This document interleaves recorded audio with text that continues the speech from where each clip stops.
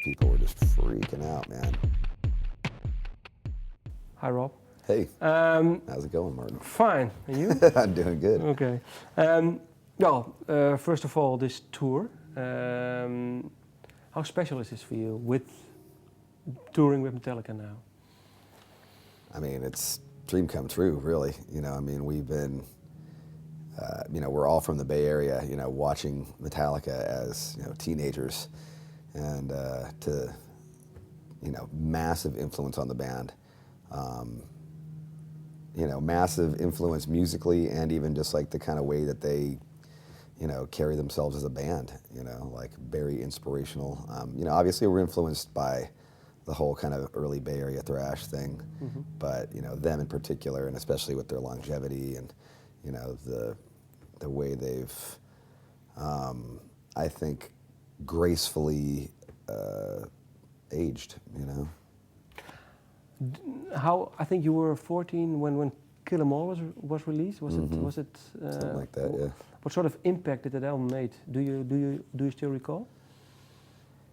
Yeah, I mean, I was kind of just getting into like drinking and just smoking weed for the first time, and I just remember going around. My friend actually started trading tapes, like right when we got into it. I had a friend who started trading tapes, so we had all these bootlegs, like live Metallica bootlegs too. So I remember just like walking around, like me and my friend. The first, his older brother bought us a 12-pack of beer, and we drank like 4 or 5 beers each, and we're like walking around. I lived by a high school, and so we were walking around the high school and just blasting. We had this like one speaker boombox, like blasting Whiplash live, just like Whiplash, and just thought it was awesome, like headbanging lyrics, and just it was all new and different, and it wasn't. I remember being really, into like we didn't care if it was going to be big. We just thought it was awesome that it was new, and like all the older kids in our school were listening to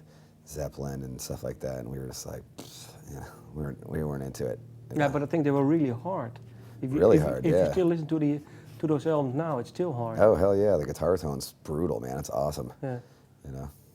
And what you were saying there, I think they're now almost 30 years around. What do you think what do you rate as their best period? I mean, for me, my favorite record by them is Master of Puppets. Like, I just love everything about it. It's got thrash stuff, it's got melodic stuff, it's got great arrangements. That's,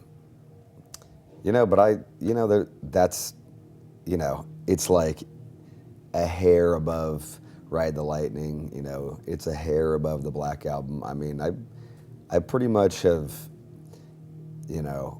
I like things on every record, There's songs on Load that I like, a couple songs on Reload that I like, there's even a couple songs on Saint Anger I like, I'm a fan of the band. I'm not just a certain era, I like what they're doing now on Death Magnetic. It really excites me to hear them doing, the complex arrangements and the riffs and the more aggro vocals. It's to me, that's what their heart is.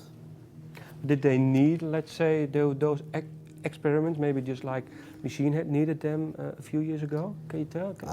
I'm sure. Yeah. I mean, I think as an artist, you don't.